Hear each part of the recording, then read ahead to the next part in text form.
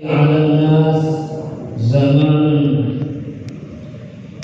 لا يبقى من الإسلام إلا اسمه ولا من القرآن إلا رسمه. وقال أيضا إنكم في زمان من ترفع شرما به هذا وسيأتي زمان من عمل شرما أمر به نجا atau kama qala Nabi sallallahu alaihi wasallam. Hadirin yang dimuliakan Allah Subhanahu wa taala,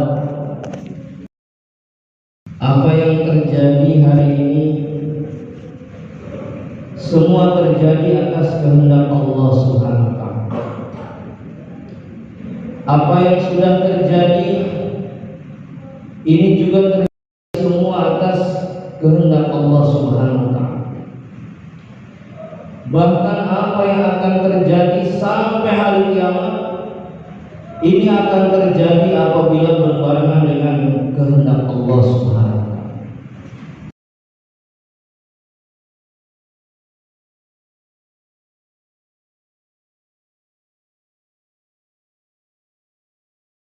taala. Maka hadirin yang dimuliakan Allah Subhanahu wa taala, orang beriman ini hadirin Allah Subhanahu wa taala menyandarkan dirinya semua kepada Allah Subhanahu wa taala. Sehingga hadirin Allah Subhanahu wa taala, apapun yang ada dalam diri kita semuanya tidak ada. Hadirin yang dimuliakan Allah Subhanahu wa taala, karena hakikatnya semua makhluk ini adalah lemah. Yang maha kuat hanya Allah Subhanahu wa taala. Sekarang ada orang bisa angkat besi, bisa lari dengan kecepatan berapa kilometer. Kenapa mereka kuat dari Allah Subhanahu wa taala? Bukan karena dianya yang kuat, tapi Allah yang memberikan kekuatan bagi kita.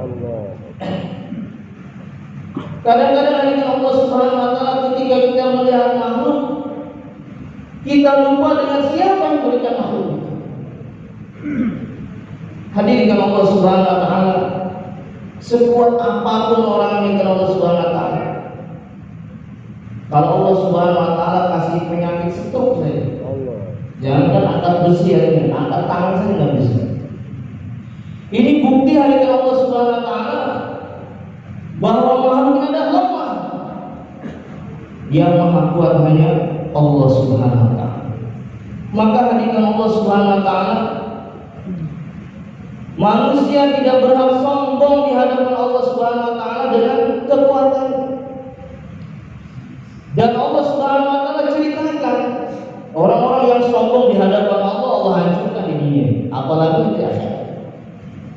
Karena sombong ini bukan pakaian manusia, pakaian Allah Subhanahu wa taala. Kaum 'ad dengan Allah Subhanahu wa taala merasa dirinya kuat hari ini. Man asyaddu minna quwwah, siapa yang kuat dari kami? Allah hancurkan juga. Orang-orang yang sombong dengan Allah Subhanahu wa taala, dengan kekuatannya Allah hancurkan. Karena yang maha kuat siapa? Allah Subhanahu wa taala. Seluruh makhluk dengan Allah Subhanahu wa taala, seluruh manusia ini hakikatnya miskin. Yang maha kaya hanya Allah Subhanahu wa taala. Datangnya kita ke dunia, lahirnya kita ke dunia, jangankan mobil lah, selain pakaian kita nggak punya. Sekarang dari Allah Subhanahu wa taala, Allah Subhanahu wa taala berikan kepada kita, berikan kekayaan, berikan harta. Itu bukan milik kita, milik Allah Subhanahu wa taala. Karena kita ini tidak memiliki apa-apa hari ini. Anak kita milik Allah, diri kita milik Allah, istri kita milik Allah, semua yang ada di dunia tidak ada yang kita miliki. Diri kita pun milik Allah Subhanahu wa taala. Dan suatu saat kita akan kembali kepada Allah Subhanahu wa taala. Dulu hari ini Allah Subhanahu wa taala ada orang kaya dengar pengajian seperti ini kayak gak setuju. Ini ceramah apa ini? Semua milik Allah, semua milik Allah. Rumah saya yang bikin, perusahaan saya yang punya. ngedumel habis pengajian. Akhirnya dengan Allah Subhanahu Wa Taala singkat cerita dia pulang ke rumah. Allah Subhanahu Wa Taala buktikan hari ini. Pulang ke rumah begitu buka pintu, istrinya kaget, langsung ditutup lagi. Ditutup lagi. Maka orang kaya tadi ngetuk lagi pintu di rumahnya sudah berpuluh-puluh tahun. Ini bapak bu. Begitu dibuka lagi istrinya langsung ngomong, dasar orang gila kamu ya, datang-datang aku suami saya, ditutup lagi. Baru berapa menit dia mengatakan dia yang memiliki semuanya. Di rumah sudah nggak diterima. Akhirnya dia datang ke perusahaannya, dia datang ke pabriknya, maka ketemu dengan satpamnya. Satpamnya itu hari-hari ketemu dia. Begitu mau masuk ditanya sama satpam, Pak, Bapak mau ketemu siapa? Kaget juga nih. Ini siapa nih? Kamu tak kenal saya yang punya perusahaan ini, saya punya pabrik ini. Wah, ini orang gila, dia datang-datang aku bos saya, diusir sama satpamnya. Baru berapa menit dia mau merasa memiliki. Pusing ya, di rumah kali buka pintu sama istrinya. Ke perusahaan sudah diusir sama satpamnya yang diusir. Pusing-pusing dia masuk ke rumah makan.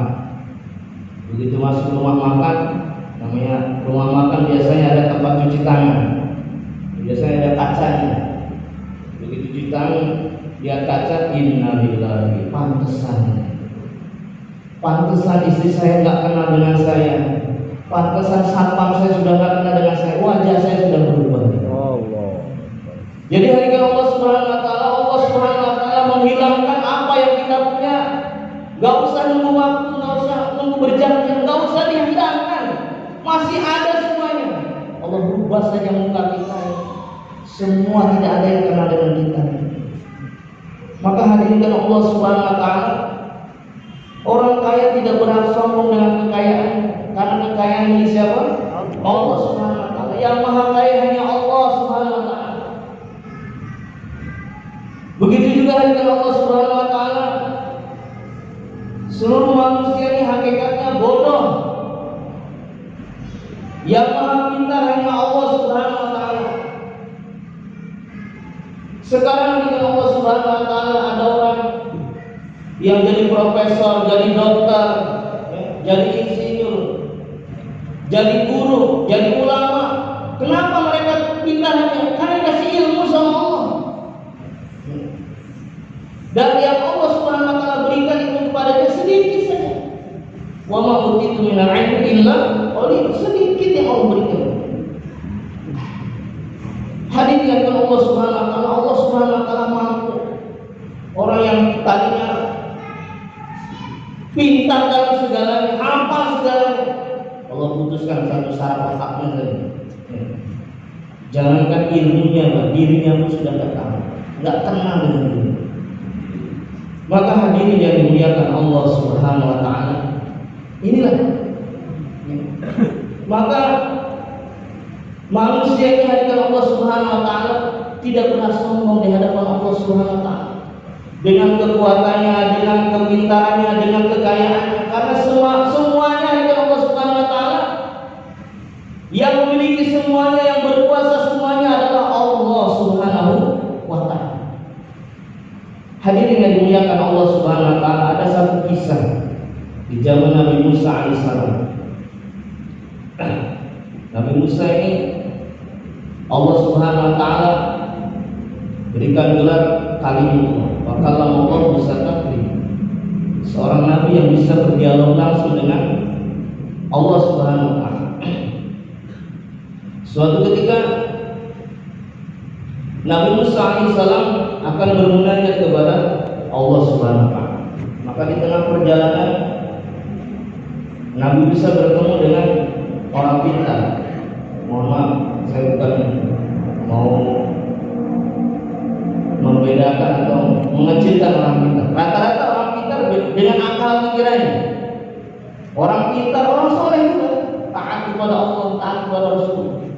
taat kepada Nabi Musa. Maka orang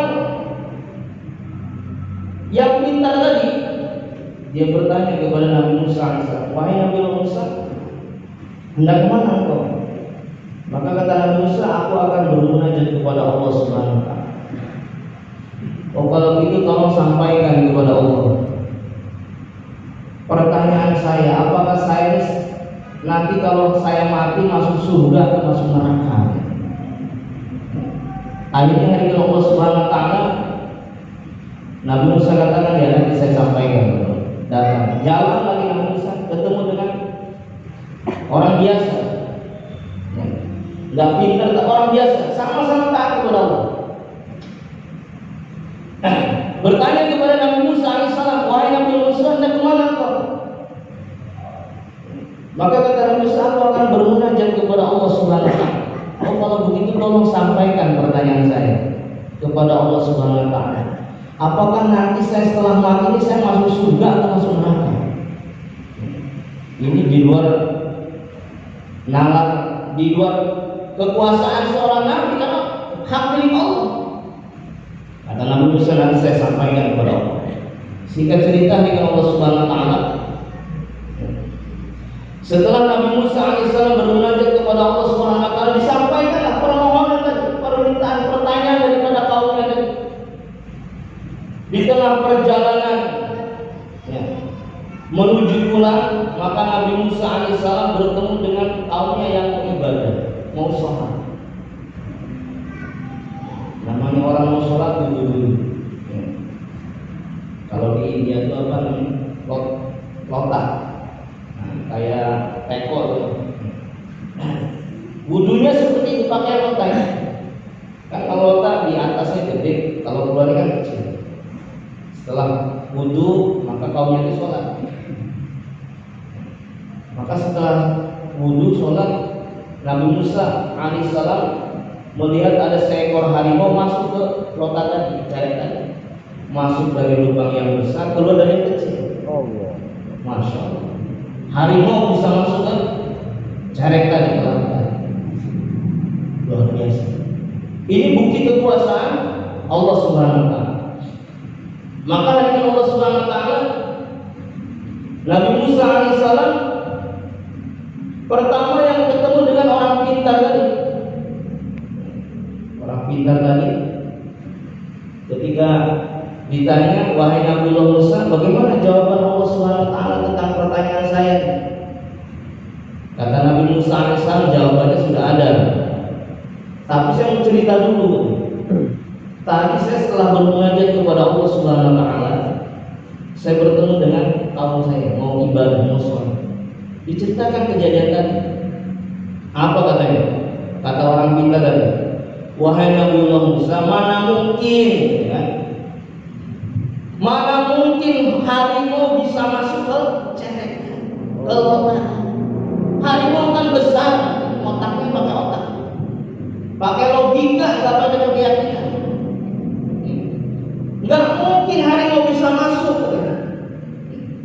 Kata Nabi Musa alaihissalam, oh pantesan. Kenapa? Pantesan kata Allah Subhanahu wa Ta'ala, nanti kalau kamu mati kamu masuk neraka. Kenapa? Karena belum yakin dengan kekuasaan Allah.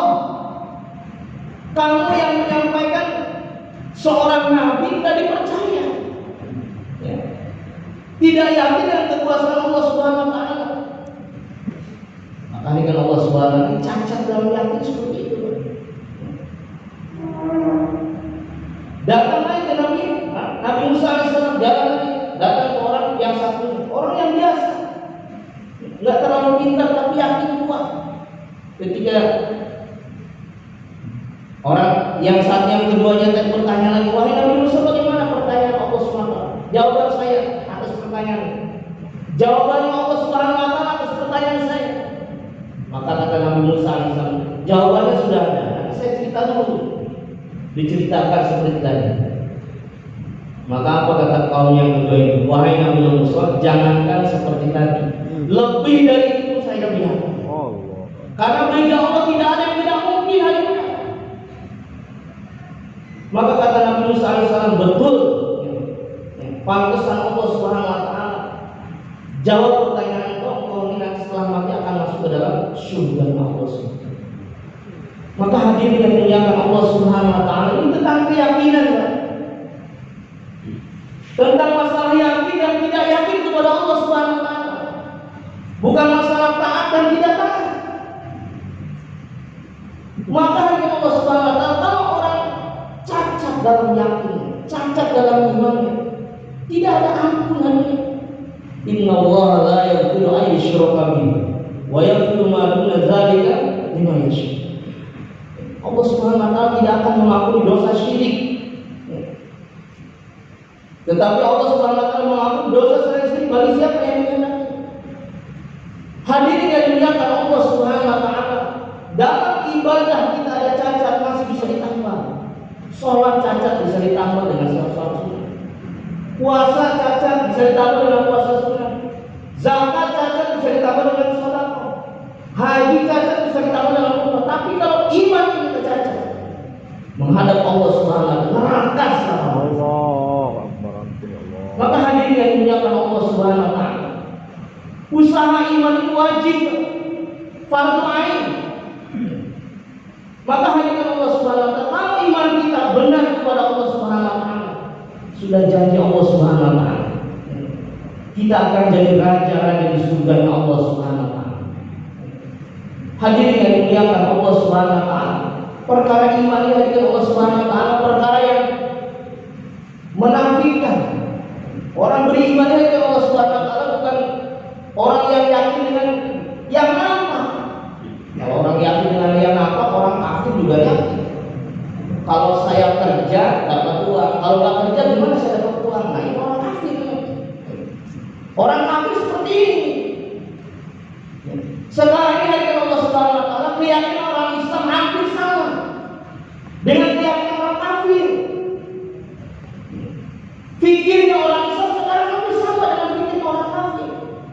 Yang dia pikirkan bagaimana rumahnya, kendaraannya, mobilnya semua. Gak ada fikir sedikit untuk akhirnya. Tentang masalah rezeki hadirin Allah Subhanahu wa taala, seolah-olah dengan usaha saja. Padahal hadirin Allah Subhanahu wa taala, jalan rezeki bukan kerja saja. Maka hadirin Allah Subhanahu wa taala, sekarang orang Islam disusahkan sama Allah. Kenapa hanya? Karena yakinnya kurang dengan Allah Subhanahu wa taala. Maka hadirin Allah Subhanahu wa taala, yakin kita ini akan betul hari ini ya, kalau kita ikut caranya baginda Rasulullah. Perbaikannya itu cara Nabi Sallallahu Alaihi Wasallam. Gerak-gerik hidup kita itu cara Nabi Sallallahu Alaihi Wasallam. Pasti hari ini kita akan sama. Allah Subhanahu wa taala telah meletakkan kebahagiaan dalam agama. Agama seperti apa ini? Agama yang dicontohkan oleh baginda Rasulullah Sallallahu Alaihi Wasallam. Kalau sekarang hari ini Allah Subhanahu wa taala, orang mengamalkan agama tapi masih tidak merasakan bahagia, ini sudah pasti hari ini. Pasti mengamalkan agamanya tidak ikut cara Nabi. Itu sudah pasti. Kalau orang mengamalkan agama ikut cara Nabi, pasti Allah berikan kebahagiaan. Karena jalan syarat diterimanya amalnya hanya Allah Subhanahu wa taala, bukan ikhlas saja. Ikhlas dari ikut cara Nabi. Ada contohnya, agama supaya mudah Allah kasih contoh. Allah Subhanahu wa taala turunkan 124.000 nabi untuk menjadi contoh bagi umatnya, supaya tidak utik-utik. Sekarang sholat dengan Allah Subhanahu wa taala sudah Allah contohkan sama Rasulullah. Nabi SAW tidak pernah sholat fardu di rumah. Malah kita mengutamakan sholat fardunya dengan anak istri. Contoh dari mana? Contoh yang salah. Maka hadirin Allah Subhanahu wa taala, kalau kita ikut cara Rasulullah sallallahu alaihi wasallam, maka pasti hadirin Allah Subhanahu wa taala, Allah Subhanahu wa taala akan bahagiakan hidupnya, sukseskan hidupnya di dunia sampai di akhirat Allah Subhanahu wa taala. Dan kita modal kita selamat nanti. Modal kita akan selamat di dunia sampai di akhirat kalau itu cara Nabi. Kalau kita tidak Sekarang ya Allah Subhanahu wa taala, kita lihat orang Islam sekarang. Orang Islam sekarang itu cara Nabi tidak. Bagaimana dia akan selamat harinya di dunia sampai di akhirat, kehidupannya jauh daripada kehidupan Nabi. Ada seorang sahabat datang kepada Nabi SAW, bertanya kepada Rasulullah, "Ya Rasulullah, mata sa'ah? Ya Rasulullah, kapan datang hari kiamat?" Maka kata Nabi SAW, "Ma'adatlah." Apa yang kau telah persiapkan untuk mempersiapkan datangnya hari kiamat? Nanya-nanya masalah kiamat. Apa kata Nabi yang sudah kamu siapkan untuk menghadapi hari kiamat? Maka sahabat tadi katakan, "Qala ma'adat dikasih sholat wala shaum wala shadaqatin walakin muhibbullah wa rasulullah." Sahabat tadi katakan, "Ya Rasulullah, aku mempersiapkan bekal untuk hari kiamat bukan hanya dengan memperbanyak sholat, puasa, ya, dan sedekah, tetapi dengan kecintaanku kepada Engkau, kepada Allah dan Rasulnya." Maka kata Nabi SAW, "Anta ma'aman ahbabta." Engkau akan bersama orang-orang yang kau cintai. Maka hadirin Allah Subhanahu wa taala, kita lihat diri kita, enggak usah orang lain, kita lihat diri kita. Kita itu sudah ikut cara Nabi atau tidak? Kalau kita ikut cara Nabi, maka insya Allah kita akan selamat. Orang yang cinta, namanya orang cinta, apapun yang dikerjakan oleh yang dicintai pasti akan ditiru. Itu cinta. Sekarang orang-orang cinta, ngefans. Kalau bahasa sekarang ngefans. Ngefansnya ke Iwan Fals. Lagunya lagu bentol, gitarnya gitar tua, kopinya di kopi top kopi. Karena dia cinta itu, maka apapun gerakan orang yang dia cinta akan ditiru itu. Namanya kita cinta, senang. Orang cinta bola, itu hari-hari bicara bola. Betul? Gimana tadi malam? Bola, ceritanya bola. Di kamarnya gambar bola, sampai jadwal bola tahu semua itu. Namanya orang cinta. Kalau seandainya orang cinta kepada Rasulullah SAW sama ketika orang cinta kepada bola, cinta kepada novel, kepada seseorang, pasti hari ini Allah Subhanahu wa taala kita akan dikumpulkan bersama Rasulullah SAW. Maka hadirin Allah Subhanahu wa taala, tergantung kita hanya. Kalau kita ingin sukses hidupnya, ikutlah Rasulullah SAW. Apalagi anak kita menjadikan Yahudi Nasrani tergantung kita. Dalam satu maqalah dikatakan, kullu mauludin yuladu ala fitrah. Setiap bayi yang lahir dalam keadaan suci. Illa abawaihi, kecuali orang tuanya, tergantung orang tuanya. Mau dijadikan orang Yahudi, Nasrani atau Majusi. Maksudnya hadis ini hari ini ya, kita ini akan mendidik anak kita ini, anak istri kita ini dengan cara Rasulullah atau tidak? Kalau sekarang hari ini Allah Subhanahu wa taala, kalau orang Islam pakaiannya tidak ikut cara Nabi, sudah pasti pakaiannya ikut cara kafir. Itu pasti. Kalau orang Islam sekarang ini pakai cara makannya tidak ikut cara Nabi, pasti cara makannya ikut cara orang kafir ya. Kalau sekarang orang Islam tidurnya tidak ikut cara Nabi, maka tidurnya dia ikut cara Yahudi Nasrani. Maka ini hadis seperti itu maksudnya. Kalau kita mengajarkan anak kita cara berpakaiannya, cara makan sehari-hari tidak ikut cara Nabi, sudah pasti anak istri kita ini ikut cara hidup Yahudi Nasrani. Maka hadirin yang dimuliakan Allah Subhanahu wa taala, kita akan selamat dari Allah Subhanahu wa taala kalau kita ikut cara Rasulullah SAW.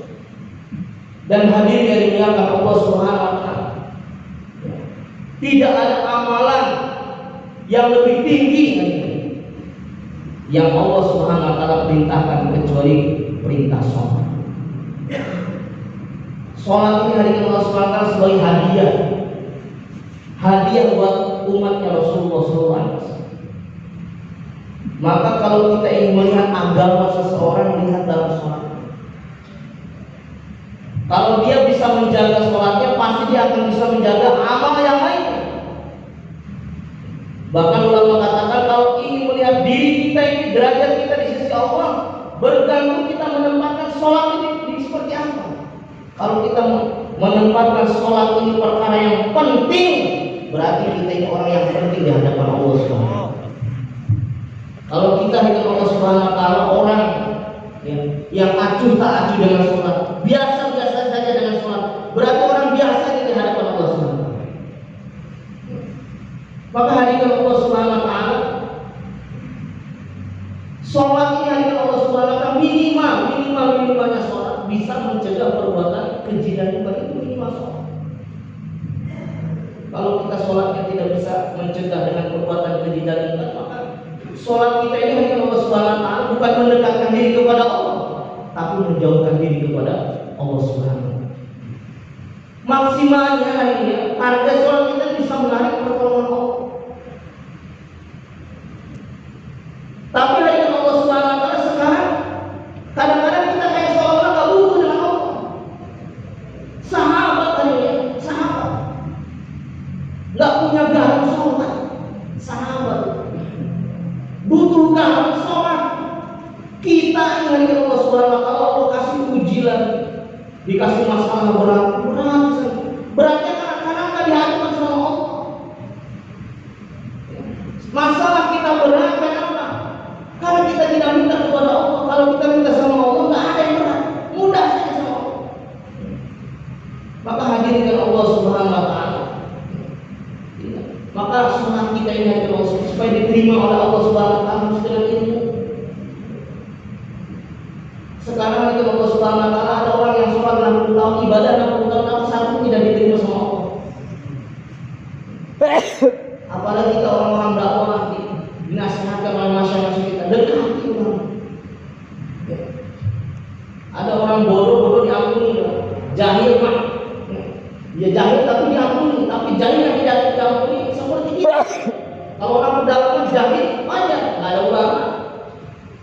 Kalau kita masih bodoh dalam agama, banyak ulama, banyak kiai, banyak ustaz, kita masih salah, nggak diampuni kita. Bodohnya dosa, bodoh kita.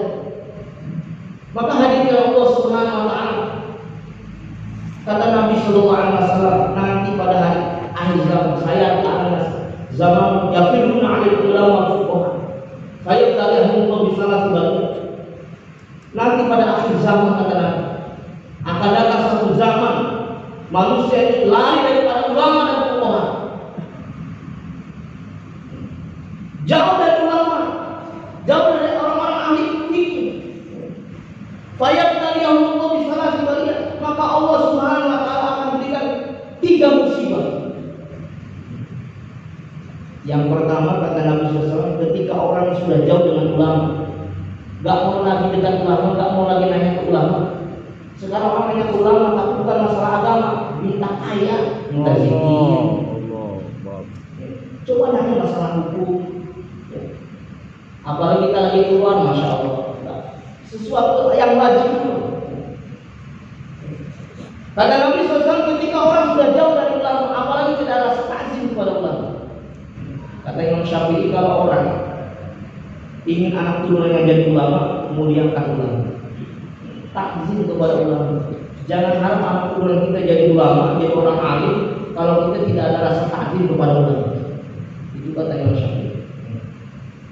Maka kata Nabi SAW, ketika orang jauh dengan ulama dan fuqaha, fayabtaliyahumullah bisalasi bariah. Allah Subhanahu Wa Taala akan berikan 3 musibah. Yang pertama, yarfa'ullahu barakatan min kasbihi. Allah Subhanahu Wa Taala akan mengangkat keberkahan daripada usaha. Berkah dalam usaha dari Allah Subhanahu Wa Taala bukan banyak dan sedikitnya hari ini. Keberkahan dalam usaha ini semakin taat atau semakin kita jauh dari Allah. Karena berkahnya al-ziyadah fil khair. Namanya keberkahan itu bertambah dalam kebaikannya. dimakan sama anak kita jadi taat, dimakan istri kita cepat bisa masuk roh, kita bisa kagak jatuh, itu namanya harta yang berkah. Allah Subhanahu wa Ta'ala angkat keberkahan daripada usahanya.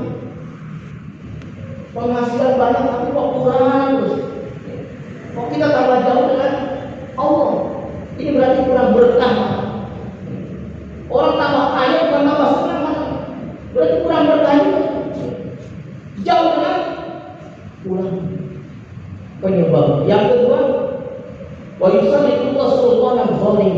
Allah Subhanahu wa Ta'ala akan berikan pemimpin yang zalim. Jangan harap kita punya pemimpin yang baik kalau amalan kita dengan Allah Subhanahu wa Ta'ala jauh daripada ulama. Jauh daripada ulama hanya kita salah. Semakin jauh dengan ulama, semakin kita tersesat. Tidak mau mendengar nasihat, tidak mau mendengarkan nasihat ulama, jangan ke pengajian, jangan kemana-mana. Sehingga Allah SWT kata Nabi SAW, amalukum, pimpinan kalian bergantung kepada amalan kalian. Kenapa pimpinan kita masih nggak sayang kepada rakyatnya? Karena kitanya, amal kitanya rusak. Hadirkan Allah SWT, ini musibah yang kedua. Yang ketiga kata Nabi SAW, wa yakhrujuna minad dunya bi ghairi iman. Ketika orang jauh dengan ulama, jauh dengan fuqaha, maka ketika dia keluar dari dunia, meninggal dunia tanpa membawa iman. Maka hadirin yang dimuliakan Allah Subhanahu wa Ta'ala, kita dikenalkan dalam dakwahnya dari Allah Subhanahu wa Ta'ala. Masya-masya kita menyarankan kepada kita supaya dekat Islam. Apalagi ada zur ulama pesantren, gimana kita mau bisa membuat zur ulama dengan pesantren ini? Kitanya nggak pernah mendekati ulama.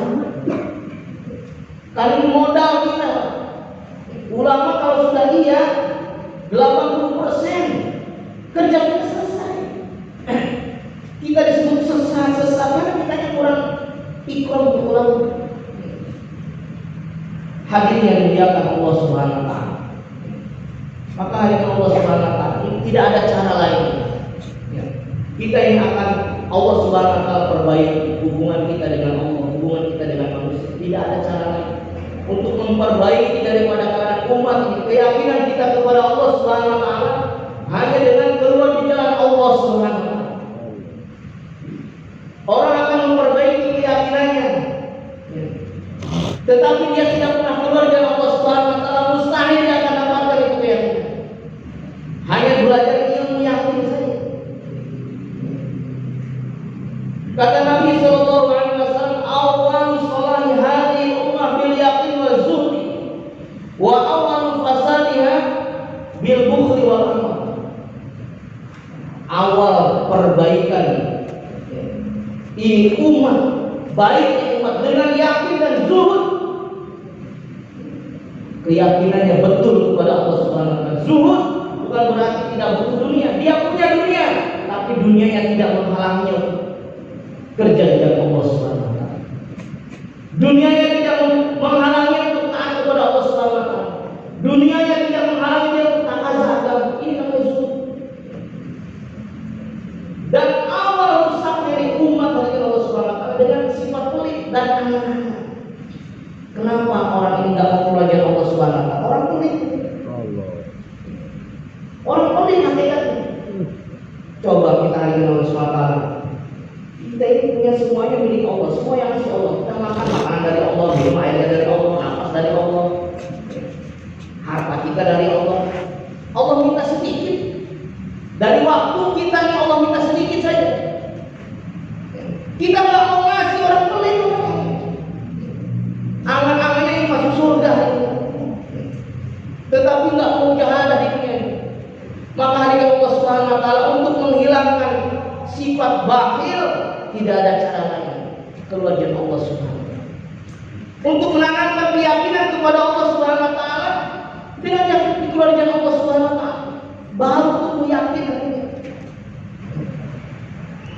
Kalau kita nggak keluar-keluar, Masya bahaya. Akan timbul sifat Fir'aun. Kalau nggak ada saya gimana?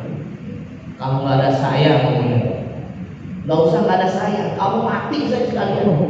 Anak istri kamu nggak bakal mati. Oh itu kan ada ibunya mati, anaknya nggak bakal mati. Karena yang ngasih rezeki siapa? Allah Subhanahu Wa Taala.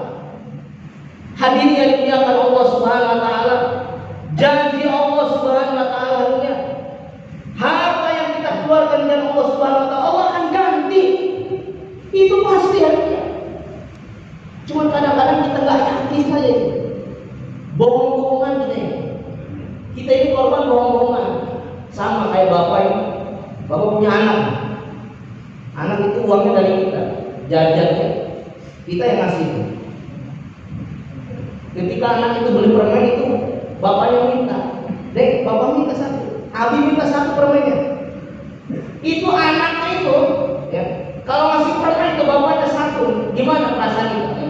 Anak soleh, dikasih lagi. Nih buat jajan, besok beli lagi apa? Kita ini diminta sama Allah sedikit.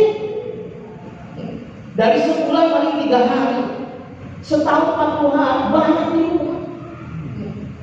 Maka hadirin yang dimuliakan Allah Subhanahu Wa Taala, kita perlu kepada Allah. Maka hadirin yang dimuliakan Allah Subhanahu Wa Taala, ini adalah dakwah gerbang terakhir. Gerbang terakhir kita hari Allah Subhanahu Wa Taala untuk selamat. Kata Nabi Sallallahu Alaihi Wasallam, innakum fi zamanin mantara syurma ini halaka. Wahai sahabatku, kalian ada di zamanku, kata Nabi. Kalau kalian meninggalkan 10% amalan agama, 10% pengorbanan agama, maka kalian akan celaka. Wasaya di zaman man amila usyurma min aja. Dan nanti suatu di akhir zaman, kalau dia mengamalkan agama, dia korban agama 10% saja, maka dia akan selamat. Ini hari Allah Subhanahu Wa Taala, kita yang akan selamat atau celaka tergantung kita ini. Kita sudah belum menunaikan 10% itu. Kalau kita nggak bisa menunaikan 10%, celaka kita ini berarti. Kadang-kadang hari Allah Subhanahu Wa Taala, kita ini hari Allah Subhanahu Wa Taala merasa. Dulu almarhum Pak Haji Cecep Firdaus katakan, sekarang ini hari Allah Subhanahu Wa Taala orang Islam ini yakinnya dengan perintah sholat, bahwa sholat itu perintah Allah, puasa ini perintah Allah, zakat ini perintah Allah, haji ini perintah Allah. Sehingga ketika dia meninggalkan sholat merasa berdosa. Padahal hari Allah Subhanahu Wa Taala, dakwah juga perintah Allah, sama dengan perintah sholat. Kalau kita meninggalkan dakwah, dosa.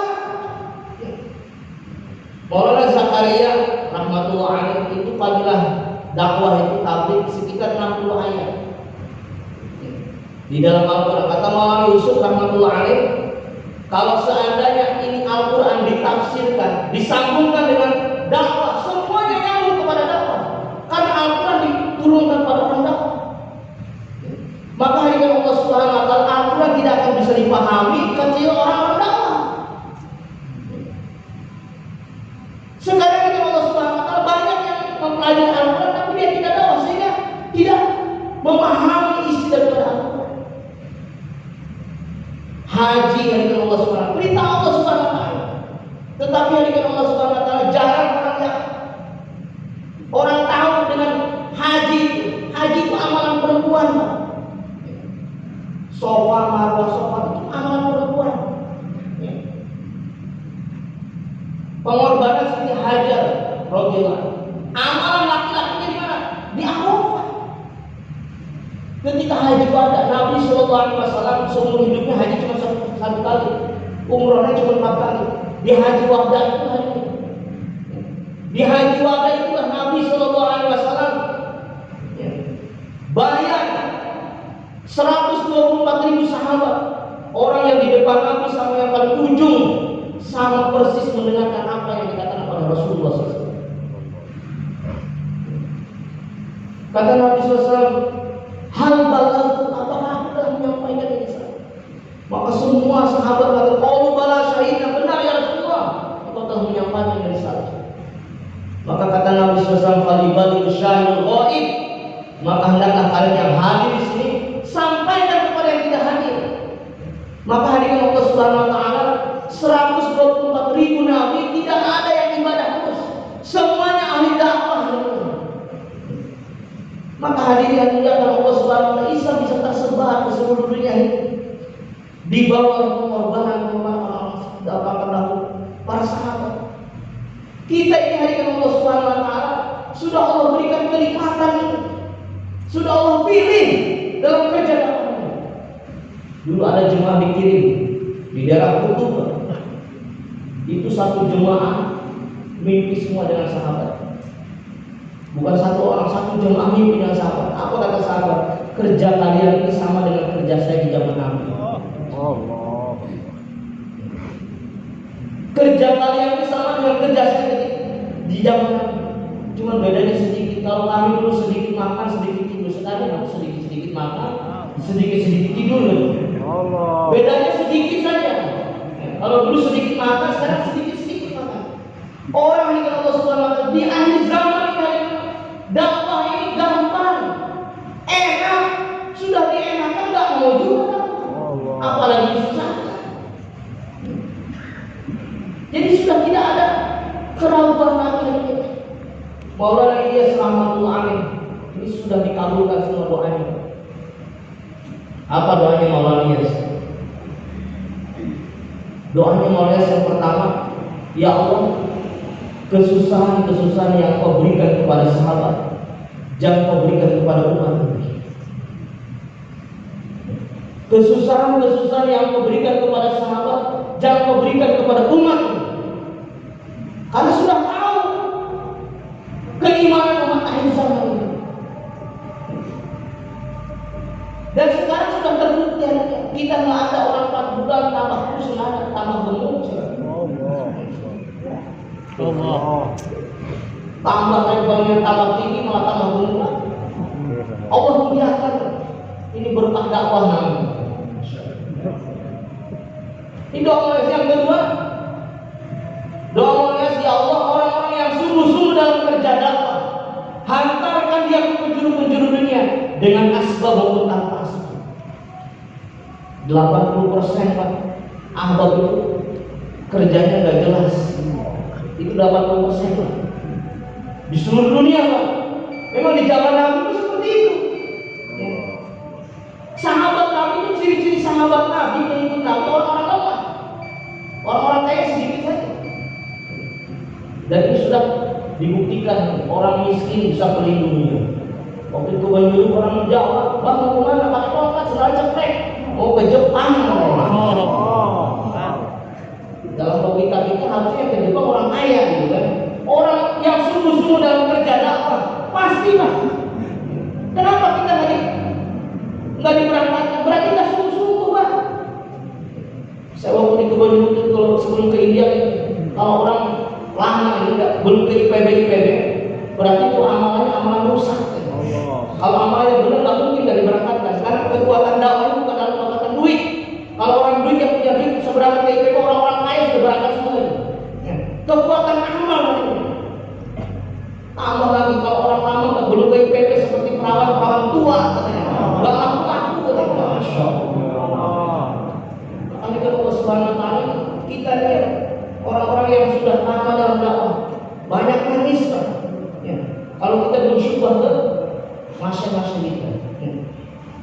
Yang ketiga, doa ya Allah, orang-orang yang mencari dunia dalam dakwah, singkirkan dia dalam dakwah. Maka hati-hatilah dengan Allah Subhanahu wa taala. Sekarang banyak orang yang aktif dalam dakwah, tapi cari untung dalam dakwah. Itu suatu saat pasti Allah sendiri. Sekarang yang dengan Allah Subhanahu wa taala, orang-orang yang niatnya nggak benar di kebun itu sudah Allah singkirkan. Salah dalam ini. Maka kalau nyari duit jangan dakwah. Nyari duit kerja. Datang dengan pertolongan Allah Subhanahu wa taala. Yang keempatnya, ya Allah, orang yang sudah dipilih dalam kerja dakwah, orang yang Sudah 3 hari, 40 hari, 4 bulan, tapi dia tidak aktif dalam dakwah. Berikan kesengsaraan, kehinaan dalam hidupnya. Jangan harap bisa bahagia orang dakwah dengan dakwah. Bapak-bapak nggak bisa jangan harap bisa senang lah. Pasti hidupnya sengsara, susah. Kesengsaraan orang dakwah meninggalkan dakwah seperti kesengsaraan Nabi Yunus ketika meninggalkan dakwah umatnya. Lari. Maka Allah Subhanahu wa taala berikan kita musibah, anaknya dihanyutkan ke sungai, istrinya diculik sama raja. Nabi Yunus ditelan oleh ikan. Jadi hanya Allah Subhanahu tidak ada ceritanya orang lari dalam dakwah, nggak isop hidupnya senang, nggak ada ceritanya. Kalau orang sungguh-sungguh dalam kerja dakwah, dia aktif dalam dakwah, maka Allah akan berikan kebahagiaan dalam penderitaan. Kalau orang bahagia dalam senang sudah biasa, orang kaya senang bahagia biasa. Ini orang susah kelihatan tapi senang itu. Bisa senyum, bisa tidur. Orang yang banyak kadang-kadang bisa. Maka hadirin dengan Allah Subhanahu wa taala. Ini jangan sampai gitu lari dengan dakwah. Maka dengan Allah Subhanahu wa taala, sebentar lagi Zulqa'dah akan kita hadapi. Maka suksesnya Zulqa'dah apabila bapak-bapak bergerak sekarang ini. Bergerak, apalagi orang-orang lama hari Allah Subhanahu wa taala. Tuan-tuan yang di sop pertama dari Allah Subhanahu wa taala harus cari contoh. Bagaimana yang di bawah akan naik, yang di atasnya mandek. Maka jadikan contoh Nabi SAW bisa membawa sahabatnya karena amalan Nabi di atas sahabat. Bapak-bapak dipilih sama Allah jadi ahli dari masalah dengan Allah Subhanahu wa taala. Kalau amalannya punten di bawahnya nggak bisa naik membawa umat ini. Maka hadirin Allah Subhanahu wa taala, kerusakan di dunia ini bukan kerusakan karena dengan ekonomi, bukan pemerintah, bukan, kerusakannya karena orang dakwah tidak mau dakwah. Di zaman Nabi SAW dakwah terhenti, tak bertahun-tahun, hanya beberapa hari saja ketika wafatnya Nabi SAW. Maka apa yang terjadi? Banyak orang murtad, sahabat murtad. Ketika wafatnya Rasulullah SAW, tapi tidak ada wanita murtad lagi. Ini kuatnya iman wanita. 10.000 Sayyidah Aisyah radhiyallahu menghitung sahabat yang murtad ketika wafatnya Nabi SAW. Banyak timbul nabi-nabi palsu. Orang Islam gak mau bayar zakat. Sekarang kan banyak tuh orang-orang kaya gak mau bayar zakat. Kenapa? Karena orangnya ada dakwah. Karena bapak-bapak yang sudah pernah dakwah gak Islam itu penyakit. Orang-orang kafir akan menyerang Madinah juga. Kenapa hanya Allah Subhanahu wa taala? Itulah karena umat Islam sudah tidak ada. Maka kata Abu Bakar Siddiq radhiyallahu anhu, ayam sedih wa anahai, apakah agama akan berkurang selama saya masih hidup? Maka Abu Bakar Siddiq, orang-orang yang murtad di Islam lagi, orang yang nggak mau bayar zakat diperangi. Maka hadirin Allah Subhanahu wa taala, begitu juga hadirin Allah Subhanahu wa taala, di Bengkulu yang akan bangkit. Kerja dakwahnya apabila bapak bisa meningkatkan pengorbanan. Banyaknya kerusakan di daerah kita karena orang-orang dakwahnya tidak ambil bagian, tidak istiqomah dalam dakwah. Bersedia insyaallah. Catat nama kita, jangan sampai tidak ada nama